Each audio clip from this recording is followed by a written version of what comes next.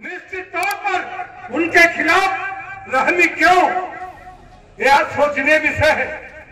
इसलिए आज आने वाले चुनौतियों में हमारे आपके सबकी ताकत आप पर लगे और आप हर चुनौतियों का मुंहतोड़ जवाब। सब लोग पढ़े हैं और कुछ ही लोग कम होंगे जो सुकरात का नाम नहीं जानते हैं। सब लोगों ने सुकरात की कहानी पढ़ा होगा। उसने कहा अगर इस धरती पे भगवान है तो कोई एक ही होगा, अनेक भगवान नहीं हो सकते हैं।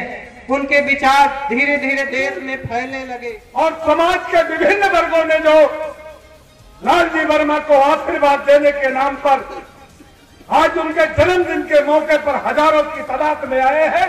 नेताजी मुलायम सिंह यादव जी को श्रद्धासुमन अर्पित करते हुए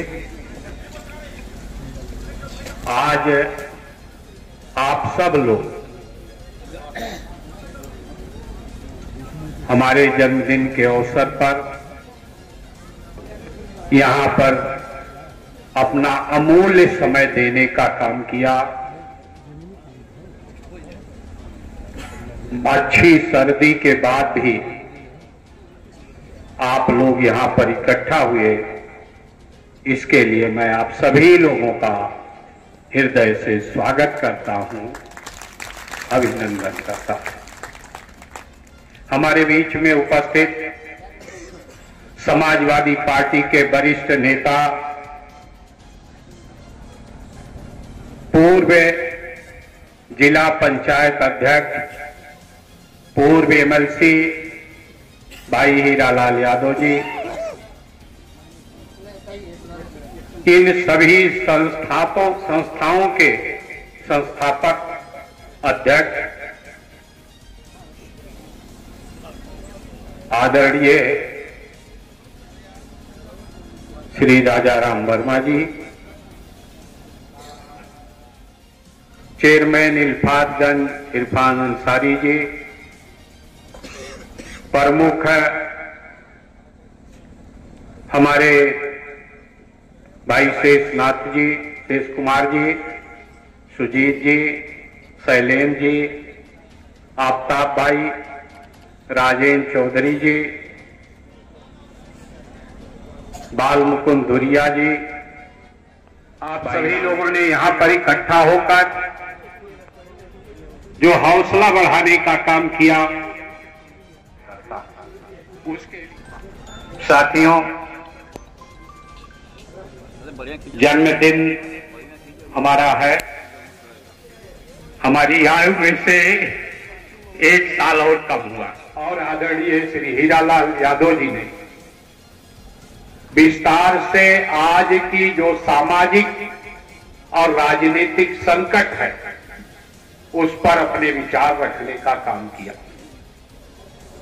जिस तरह से आज इस देश के संवैधानिक संस्थाओं को कठपुतली बनाने का काम ये अधिनायकवादी सरकार कर रही है, मेरा ये मानना है कि अगर देश को बचाना है, देश के लोकतंत्र को बचाना है, तो हमें सब लोगों को मिलकर ये संकल्प लेना होगा कि इस अधिनायकवादी सरकार को 2024 में हमें भारत से हटाने का काम करना है।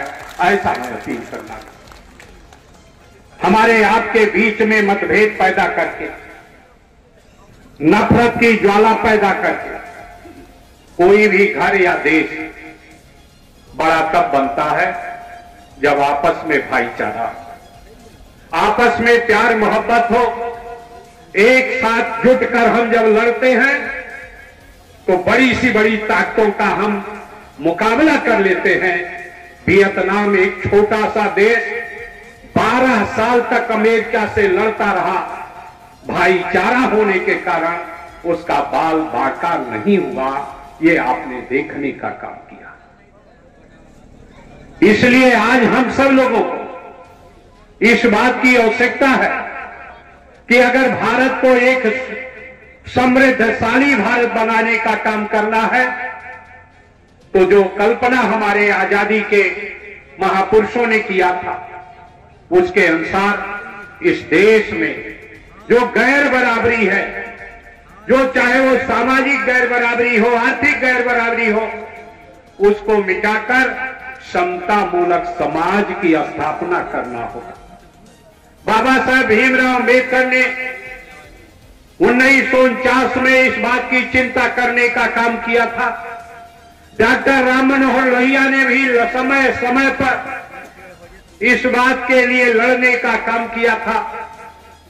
इसलिए आज इस धरती पर ये गांव हमारे महापुरुष और स्वतंत्रता संग्राम सेनानी, जिन्होंने इस जिले को में एक लोकतांत्रिक बहाली की लड़ाई लड़ने का काम किया, श्री जयराम वर्मा जी का गांव है।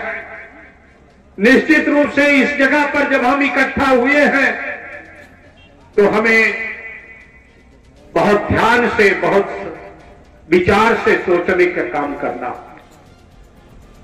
आज भारतीय जनता पार्टी और उसकी मीडिया इस तरह से लोगों को अपने जाल में फंसाने का प्रयास कर रही है, इस बात के नारा देने का काम करते हैं कि कहते हैं कि भगवान को भी लाने वाले मोदी जी, जिसने दुनिया का निर्माण किया, जिसके बिना इच्छा के हम एक सेकंड भी नहीं रह सकते, अगर उसको भी लाने का किसी व्यक्ति में ताकत हो जाती है तो उससे बड़ा अहंकार कोई हो नहीं सकता है। और ऐसे अहंकार को हमें मिटाने का काम करना। साथियों, मैं कल सोशल मीडिया पर देख रहा था और टीवी पर भी डिबेट में देख रहा था, एक संत ने कहा कि धार्मिक आधार पर अगर अधूरा निर्माण है तो वो कभी मुकम्मल नहीं होता, उसका उद्घाटन नहीं किया जा सकता। लेकिन चुनाव को दृष्टि रखते हुए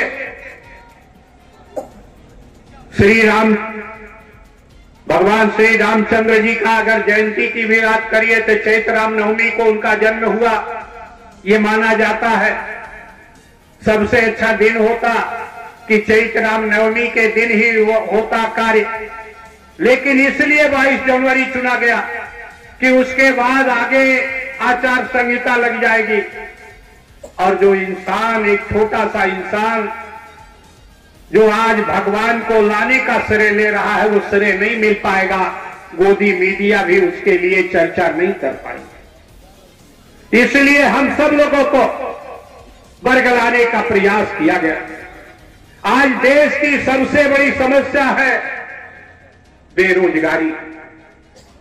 हर घर में बेरोजगार नौजवान हैं।